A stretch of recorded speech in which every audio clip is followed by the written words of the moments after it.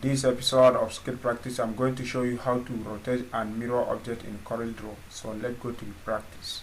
Idan za ka yi rotating object kamar yadda muka nuna a bidiyo na farko, za ka zo za ka yi clicking a tsakiya na shi.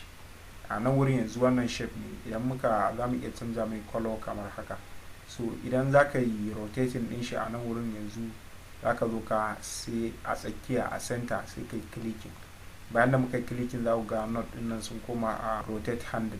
So za ka zo sai ka kama wannan.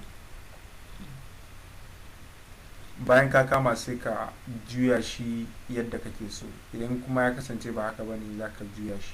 Bayan nan wurin kuma za ka iya zuwa a properties bar sai ka rotating object. A nan wurin yanzu a properties bar za ku ga muna da wannan angle rotation a nan wurin. Yanzu za ka goge duka number da yake a wurin, sai a nan wurin za ka rubuta 45 sai ka danna enter. So da muka danna enter za ku ga yanzu ya juya 45 degrees. Sannan kuma idan ya kasance kana so ka juya shi ya kai 90 degrees, za ka zo a nan wurin sai ka clicking 90, ka rubuta 90 sai ka clicking enter. So yanzu ya kasance a 90 degrees yanzu. So yana yanzu a straight. Sannan kuma idan kana so ka maida shi asalin yadda yake, sai ka zo ka danna 00 a nan wurin. So yanzu ya dawo daidai yadda yake. Amfanin wannan na properties ba, idan ya kasance ka juya wani abu kana kokarin ka dawo da shi yadda yake, ya kasance yana dan baka wahala. So a nan wurin sai ka zo kawai a nan ka danna 00 sai ka danna enter, zai dawo daidai. So sannan za mu nuna yadda ake mirroring.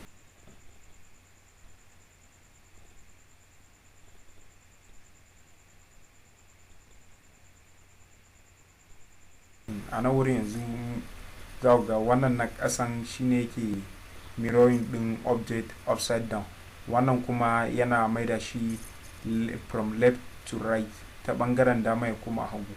So yanzu za mu fara da wannan na kasa mai upside down. So a yanzu za ku ga cewa ya juyar da shi sama zuwa kasa. Idan kuma za ka dawo da shi sai ka clicking wannan. So wannan shine. Idan kuma za ka yi left to right ne, sai ka zo so wannan shine mai mirroring din object upside down. Idan kuma za ka juya shi daga dama ne zuwa hagu, sai kai haka. So a yanzu za ku ga cewa ya juya wannan object din. Sannan kuma ba wai object kawai bane, za ka iya amfani da rubutu. Let's say a ce yanzu sai a nan wurin yanzu za mu zo sai mu rubuta y, sai a nan wurin sai mu rubuta b.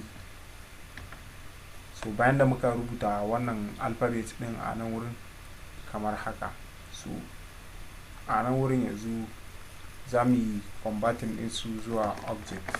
Na yi control q ne, na yi converting din wannan letter din ta koma object.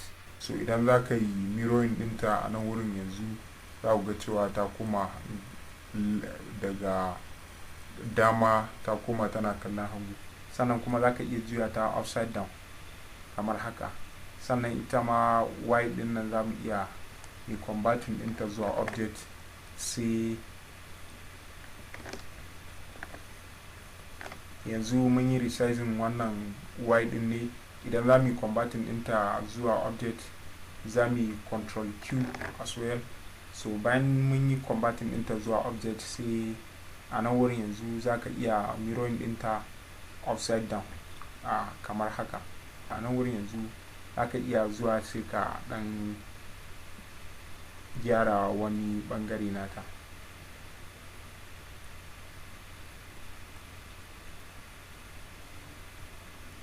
Wannan mun yi shi ne ta yadda zai baka daman ka dinga gane bangaren dama ko hagu na wannan object din. So a nan wurin yanzu za ku gani.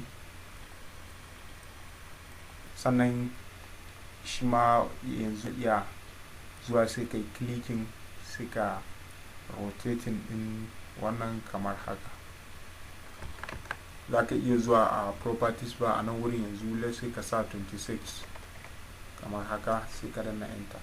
So wannan shine. Idan kuma za mu maida shi sai mu sa 00 sai mu danna nan wurin.